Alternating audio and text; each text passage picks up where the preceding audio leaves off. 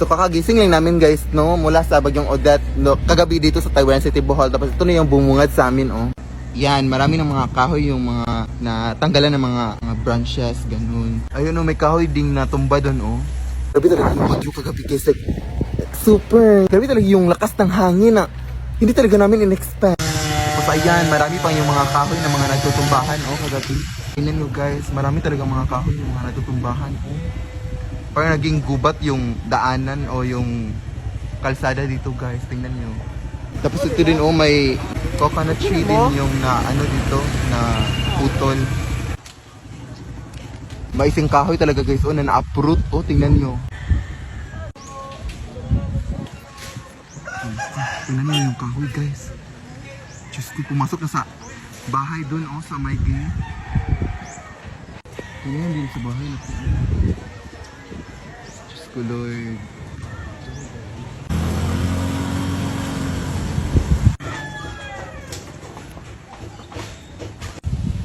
Halos hindi na nga madaanan tong ano dito, oh, daan dito.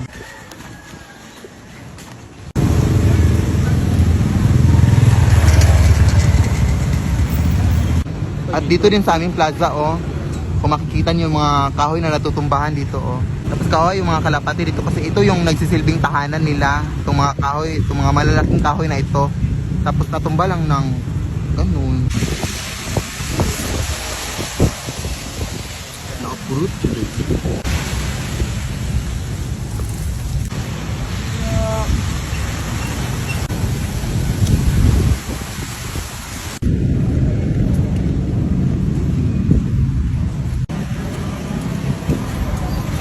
Halos lahat ng kahoy dito sa aming plaza, oh, na-uproot lahat. May mga poste din nagtutumbahan dito, oh, kung makikita nyo.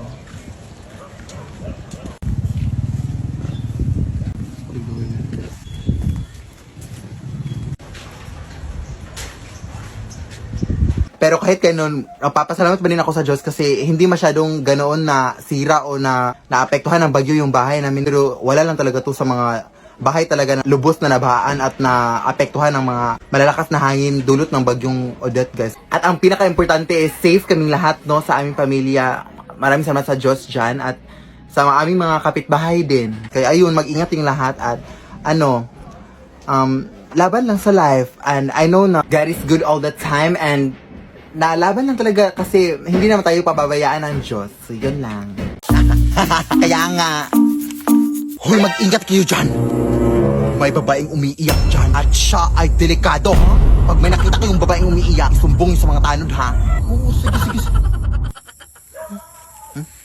Sana ba tayo? Hindi ko nga alam, eh. Baka siya yung sinasabi nila, Day. Oo nga! Itatawag ko ng tanod. Hindi niyo kasi ako naiintindihan. Iniwan ako ng asawa ko. Ano po bang nangyari, ate? Bigla niya lang akong iniwan. Hindi ko makakalimutan yung araw na iniwan niya ako. Tapos pinagpalit ako sa mas maganda daw.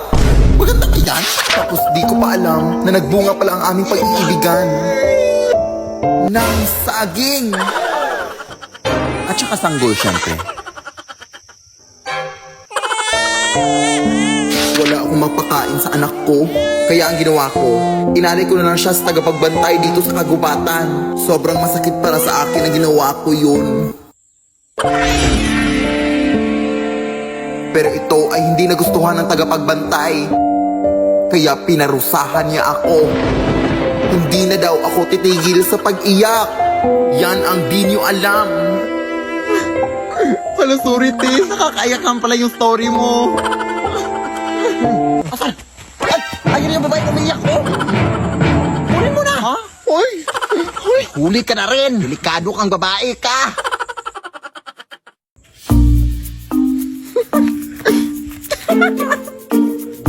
Anak, tulungan mo ako dito, be. Ang bigat-bigat nito. Kanina ka pa nakatutok na sa cellphone mo, ha? Wait lang, Nay. Nagbumudyo na ako dito. May nagmumudyon ba na kinikilig? Ano ba talaga, anak? Sino ba kasi yan? Ito yung naligo sa akin noong nakaraan, Nay. Ha? Manliligaw? Sa'yo! Uy, tumahimik ka, Nay. Tulungin yung mga kapitbahay natin, uy. Sorry. Kulat lang kasi ako, anak. Natik na ako atigyan sa puso. May naliligaw pa rin ba sa'yo kahit punong-puno na ng libag yung katawan mo? Siguraduhin mo na nililigaw yan sa'yo, anak, ha? O baka naman tinatanong ka lang niya kung ano yung sabon na ginagamit mo, anak, para hindi niya magamit. Grabe ka naman, Nay. Akin na nga yan.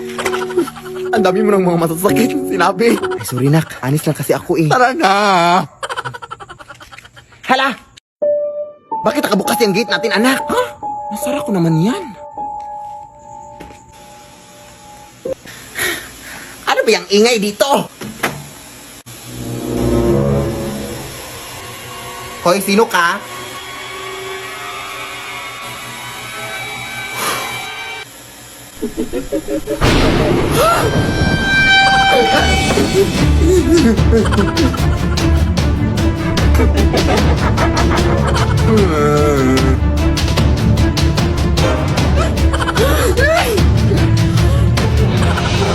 Ako yung nanay mo, anak.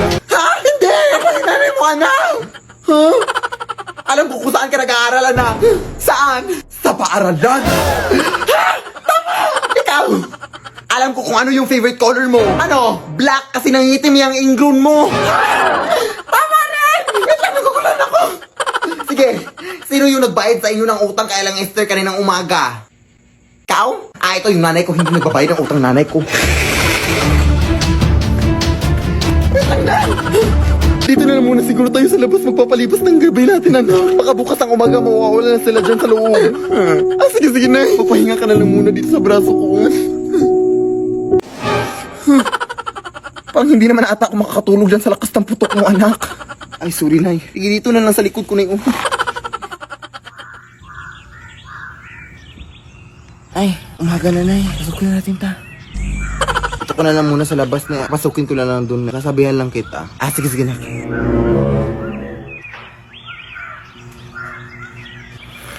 Nay! Wala sila, Nay!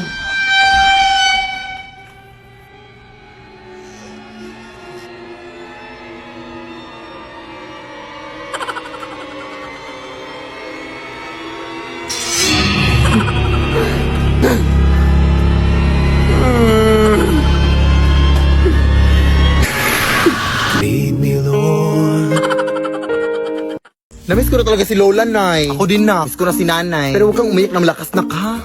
Nakakaya daming tao dito. Ay, nandito na pala tayo, Nay, oh.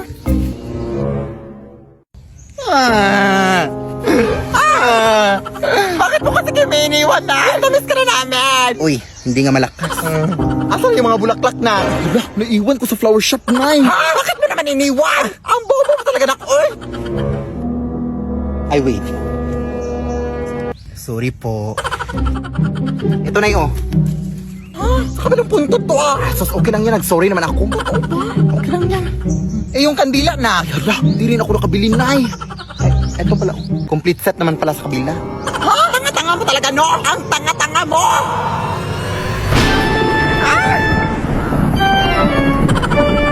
Lola! Umalis ka kayo dito!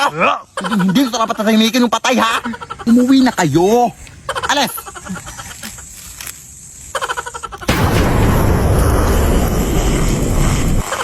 Akin to eh. Akin to. Pinaghirapan to ng pamilya ko. Magnanakaw. Lo.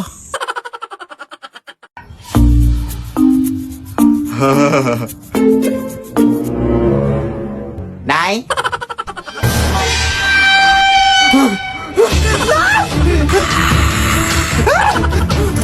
Tawagan mo ulit yung malayo na imaso nyo dito sa maridor natin!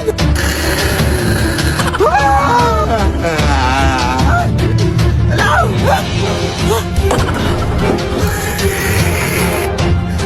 Tatakas ka pa, ha? Go! Sino pa mga kasama mo dito? Wala! Alam ko marami pa kayo! Magpakita kayo! Labas! Hindi na kayo nahiya, ha? Huwag na kayong babalik dito, ha? Grabe naman kayo. Hindi naman kami na nalakit. Tawagan mo nga yung leader natin. Sige, papuntahin nyo para papalasin ko din.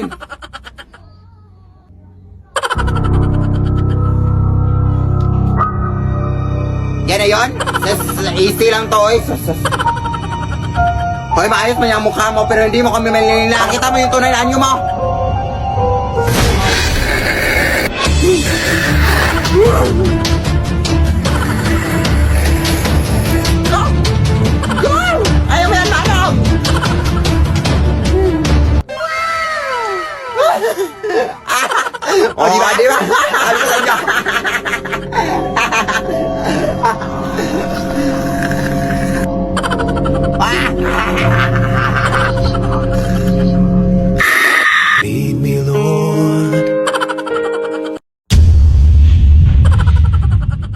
hirap-hirap ng exam natin kanina, day, no?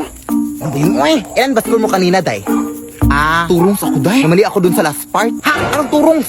Anong turong sa? Ang hirap-hirap ng exam kanina, nandaya ka, no? Sinasabi ko mga ba ganyan yung ugali mo, day, uy. Sumbong kita kay ma'am, ha? Ha? Ano nandaya? Hoy, kung bobo ka, huwag mo na akong idamay, ha? Yan, dali-dali lang na exam natin kanina, Oh, sige. Anong sinagot mo dun sa tanong na anong unang gagawin mo kapag nakakita ka ng taong nalunod? Ihahanda ang lamay. Bobo! Kaya pala bagsak ka eh! Siyempre, tutulungan mo! Ewan ko sa'yo, Deo, ang dali-dali lang ng mga tanong. Deserve mong nabagsak ka. Mas bobo ka! Halay ko ba kung patay na o buhay pa yung nalunod? Yung tanong yung bobo. Oo nga, no? Tara na nga! Nakatakot pa dito. Sabi kasi nila dito doon nakatira yung magkukulam na ng kulam sa tatlo nating mga kaklase, Day. Tara na!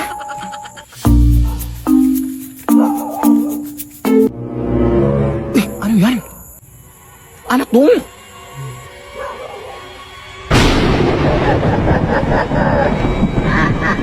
Napag-shoot ako ng mga kaklase natin nakulam, Day, Diyos ko, baka dito sila nakulam, Day. Aray, ano ba yan? Anong ginagawa niyo dito, mga iha? Sige lang, tumakbo lang kayo. May nakuha na ako galing sa inyo.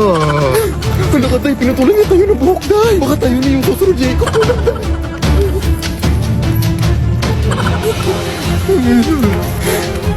Shh! Pagsusumbong tayo na teacher tayo na nandito yung magkukulang. Sige, sige, ihilang ako dito, ha? Ano pa ako na ihi,